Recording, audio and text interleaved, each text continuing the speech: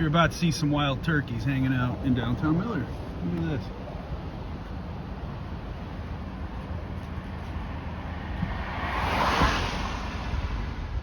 this. Ooh, do I know some real comedians? You are some funny people. I just want you all to know that. This is the Calumet Wilderness. I am your host, Sam Love.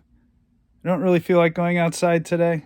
I don't feel like filming myself going outside today, although it's not bad out. It's in the mid-30s, but I don't feel like it, so I'm not going to. What I wanted to do, though, is take some more of these wonderful comments that folks have been leaving and put these up. Before I jump into that, though, I just, again, want to say thank you to everyone who's hit that subscribe button. I really appreciate that. I'm inching closer to 100, so if you have not already hit that subscribe button, please do. It's a free thing. You'll get updates when I got new videos out, and at 100, I get a customized URL, so that'll make it so much easier to share these videos. You might recall, back at the beginning of December, I visited the Sag Valley and Palos Hills region, and my first stop was Stoney Creek, which up to a certain point used to flow into the Little Calumet River. When did it stop flowing in? Well, I figured that out a day after I posted the video over at the Encyclopedia of Chicago, which I should have known because I got that book when it first came out and I have read it many times.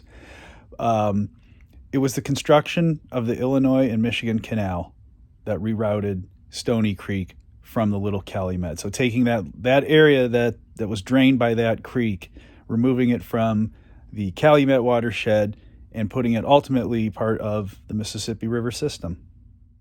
Well, I had a good time hanging out under the highway by the Little Calumet River in Hammond with Cousin Holly and Mavis. We were in the area where the new South Shore Station, or one of the new South Shore stations, is going to be. And we got this really helpful comment, some context about where we were exploring. Q Alba wrote, "That place is an abandoned freight train yard, the Monon.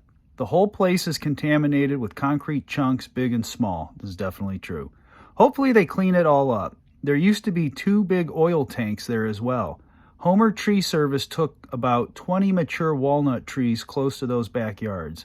I'll bet it paid for their whole crew and their equipment. They probably damaged to get those trees down.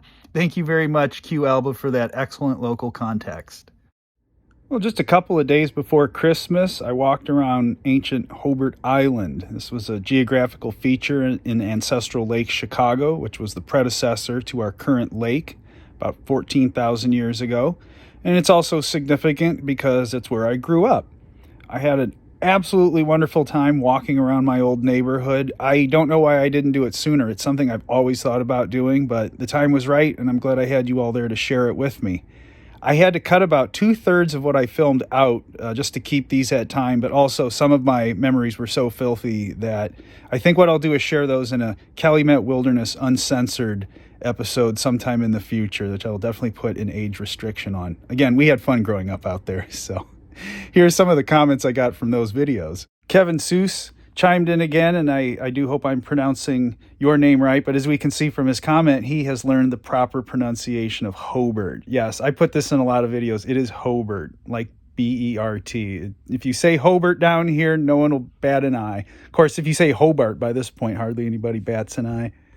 This comment from Scott Flederer, whom I've known for decades, I have to comment on this, even though it's not nature related. He's talking about the McDonald's that was once at 54th and Broadway, which is just down the street from where I grew up.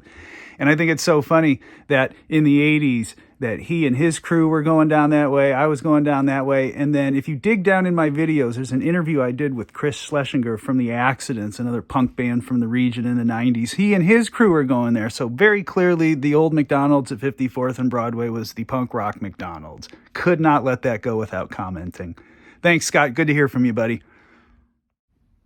These comments about my video on historical Lake George capture pretty much how I felt when I discovered that Munster, Highland, Dyer, and Cherville used to be covered by a lake. So I'll be visiting the other 2 Lake Georges in pretty quick time here. My visit to Briar East Woods in Hammond generated quite a bit of commentary, as it was intended to do, and I think I'll be featuring this in some more videos in the near future. Most of the comments were really positive, some not so much, but woo, did I learn something interesting. You see that red truck backing up there? He's not waiting on a train. Nobody in that neighborhood waits on a train. That dude was surveilling me, as he does to everybody else who tries to enjoy the nature out there. So I got one thing to say to you, dude. You're a fucking creeper. And to everybody fighting on the right side of the cause here, I just want to say thank you. And on that note, I'm going to give the last word to this very thoughtful comment by Celeste Pagano. She wrote, I live in Hessville and oppose tearing down the woods for the sake of the red-tailed hawks and the bats and other wildlife. They have so few wild areas left.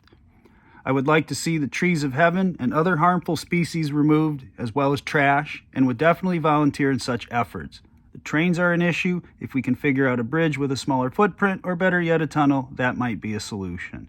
So thank you, Celeste, for that. And again, good luck to everybody out there. Well, once again, thank you for joining me in the Calumet Wilderness. I'll be back with many more adventures this year. And one more time, if you haven't hit that subscribe button, if you could please do that. All right, everybody, take care out there.